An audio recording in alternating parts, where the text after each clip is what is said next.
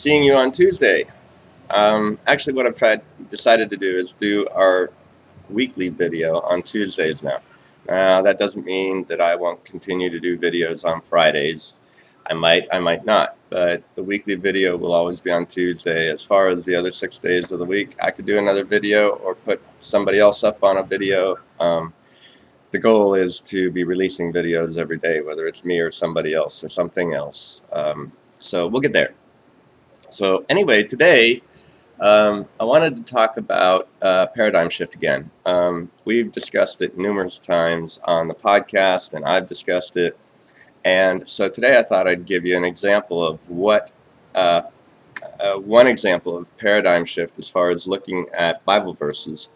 And the paradigm shift I'm talking about, if you're new to us, is once you come to understand the gospel of grace and peace, like we preach in the Gospel Revolution, a paradigm shift develops where you no longer look at things the way you were taught in the church you grew up in, or the family you grew up in, or things like that, or the preachers you've watched on TV.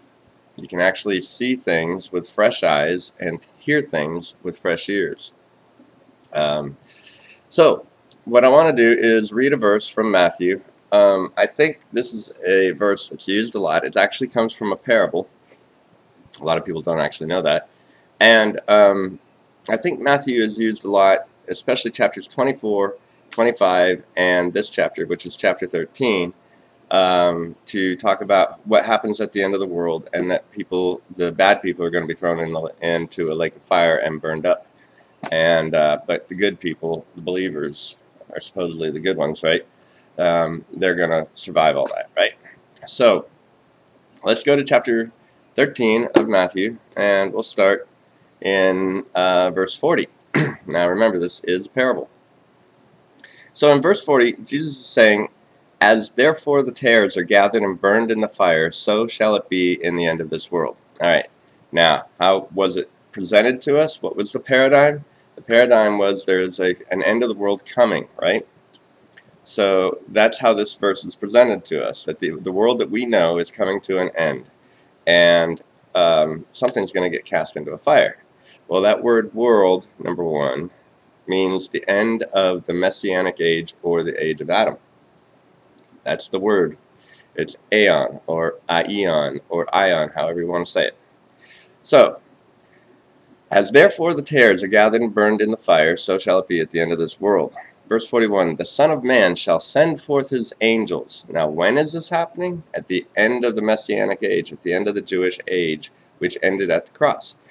"The Son of Man shall send forth his angels, and they shall gather out of his kingdom all things that offend, and them which do iniquity."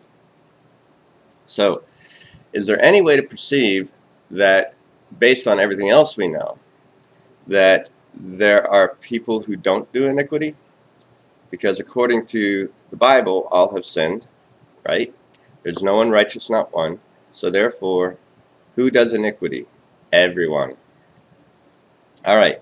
"And shall cast them into a furnace of fire. There shall be wailing and gnashing of teeth." Now, the wailing and gnashing of teeth, we'll leave that alone for a little while, because there was definitely gnashing of teeth when Jesus was in those last days, especially by the Pharisees.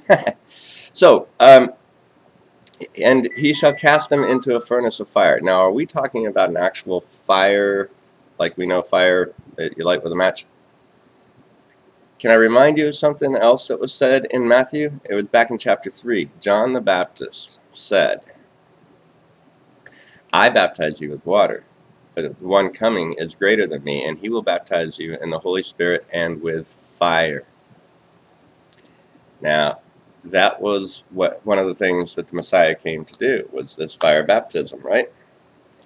So, he says after, for verse 42, where he says, "And shall cast them into a furnace of fire, there shall be wailing and gnashing of teeth." 43, he says, "Then shall the righteous shine forth as the sun in the kingdom of their Father." See, everybody goes through that baptism of fire, and then afterwards, and only then, shall the righteous shine forth as the sun in the kingdom of their Father. That's the redemption of all. Who hath ears to hear, let him hear. So let's get this paradigm shift started, okay? We can look at this differently now because we know the gospel of grace and peace. We can completely read the Bible over again with a whole new paradigm, a whole new perspective. Fresh eyes, fresh ears. See, you know, people, when you're taught a certain way, you can realize how you were taught and how it screws up your thinking, and you can shift quickly if you want, or at least in great big punctuations from one step to the next. You know, in Luke 24,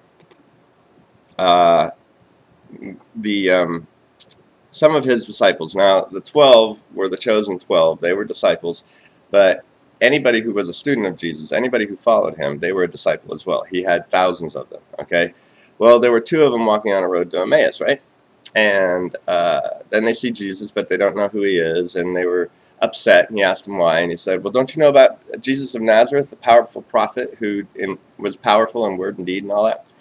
And he said to them, how foolish you are, and how slow to believe all that the prophets have spoken. And didn't the Messiah have to offer these things, or to suffer these things, and then enter his glory? And beginning with Moses and all the prophets, he explained to them what was said in all the scriptures concerning him. Now remember, all the scriptures are about him, not about us. Okay? So as they got to the village, Jesus continued to go further, and they wanted him to stay with them, and so he sat at a table and broke bread with them. As soon as he broke bread, their eyes were opened. Eyes open. They had been blinded all that time. Their eyes were opened. They didn't even hear all of his explanations from Moses and the prophets as to what he was supposed to do to save the world.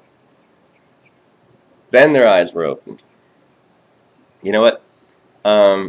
Other parables, people will tell you that the 12, they were reserved to understand Jesus. Therefore, you know, when you read Matthew and John and Peter and James, supposedly these guys, now James was not one of the 12, by the way, but these guys supposedly understood Jesus, right?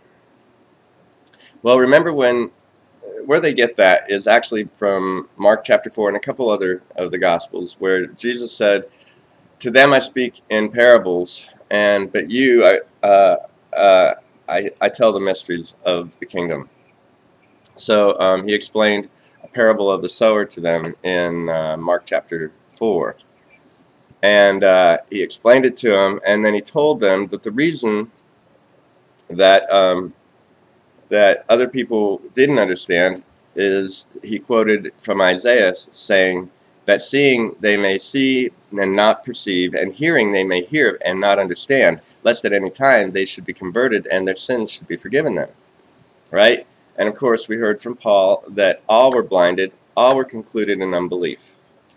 So basically, after he explained the parables to them, he said, know you not this parable? How then will ye know all parables? So he just explained it to them. They didn't understand. Therefore, they didn't understand anything either.